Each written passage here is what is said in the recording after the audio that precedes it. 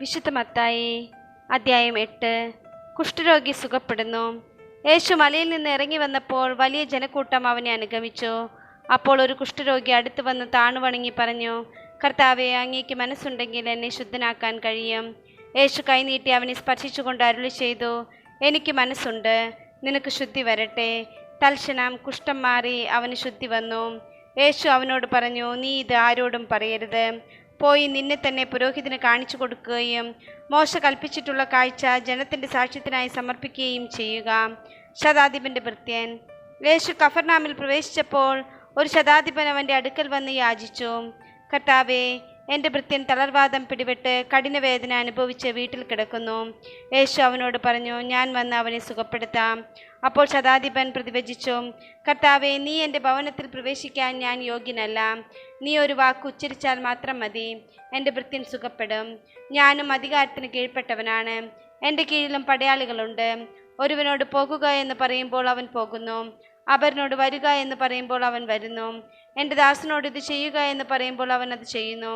യേശു ഇത് കേട്ട് ആശ്ചര്യപ്പെട്ട് തന്നെ അനുഗമിച്ചിരുന്നവരോട് പറഞ്ഞു, സത്യമായി ഞാൻ നിങ്ങളോട് പറയുന്നു, ഇതുപോലുള്ള വിശ്വാസം ഇസ്രായേലിൽ ഒരുവനിൽ പോലും ഞാൻ കണ്ടിട്ടില്ല. വീണ്ടും ഞാൻ നിങ്ങളോട് പറയുന്നു, കിഴക്കു നിന്നും പടിഞ്ഞാറ് നിന്നും നിരവധി ആളുകൾ വന്ന് അബ്രാഹത്തോടും ഇസ്ഹാക്കിനോടും യാക്കോബിനോടും കൂടെ സ്വർഗരാജ്യത്തിൽ വിരുന്നിനിരിക്കും.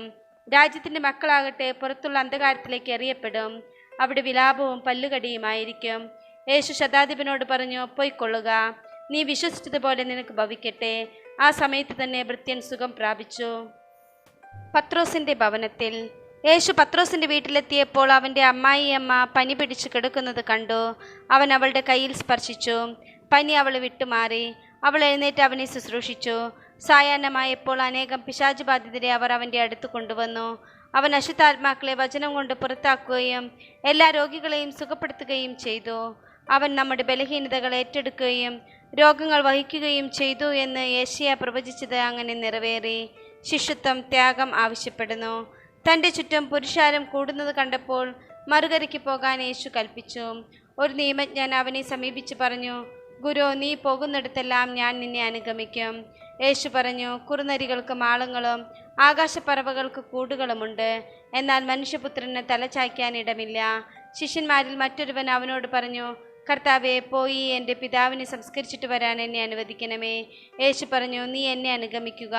മരിച്ചവർ തങ്ങളുടെ മരിച്ചവരെ സംസ്കരിക്കട്ടെ. കൊടുങ്കാറ്റിനെ ശാന്തമാക്കുന്നു. യേശു തോണിയിൽ കയറിയപ്പോൾ ശിഷ്യന്മാർ അവനെ അനുഗമിച്ചു. കടലിൽ ഉഗ്രമായ കൊടുങ്കാറ്റുണ്ടായി. തോണി മുങ്ങത്തക്ക വിധം തിരമാലകൾ ഉയർന്നു. അവൻ ഉറങ്ങുകയായിരുന്നു. ശിഷ്യന്മാർ അടുത്തു ചെന്ന് അവനെ ഉണർത്തി അപേക്ഷിച്ചു, കർത്താവെ, രക്ഷിക്കണമേ, ഞങ്ങളിതാ നശിക്കുന്നു. അവൻ പറഞ്ഞു, അല്പവിശ്വാസികളെ, നിങ്ങൾ എന്തിനു ഭയപ്പെടുന്നു? അവൻ എഴുന്നേറ്റ് കാറ്റിനെയും കടലിനെയും ശാസിച്ചു. വലിയ ശാന്തതയുണ്ടായി. അവർ ആശ്ചര്യപ്പെട്ട് പറഞ്ഞു, ഇവൻ ആര്? കാറ്റും കടലും പോലും ഇവനെ അനുസരിക്കുന്നുവല്ലോ. പിശാച് ബാധിതരെ സുഖപ്പെടുത്തുന്നു. യേശു മറുകരെ ഗദ്രായരുടെ ദേശത്തെത്തിയപ്പോൾ ശവക്കല്ലറകളിൽ നിന്ന് ഇറങ്ങി വന്ന 2 പിശാച് ബാധിതർ അവനെ കണ്ടുമുട്ടി. ആർക്കും ആ വഴി സഞ്ചരിക്കാൻ സാധിക്കാത്ത വിധം അവർ അപകടകാരികളായിരുന്നു. അവർ അട്ടഹസിച്ചു പറഞ്ഞു, ദൈവപുത്ര, നീ എന്തിനു ഞങ്ങളുടെ കാര്യത്തിൽ ഇടപെടുന്നു? സമയത്തിന് മുമ്പ് ഞങ്ങളെ പീഡിപ്പിക്കാൻ നീ ഇവിടെ വന്നിരിക്കുകയാണോ? അവരിൽ നിന്ന് അല്പം അകലെ വലിയൊരു പന്നിക്കൂട്ടം മേയുന്നുണ്ടായിരുന്നു.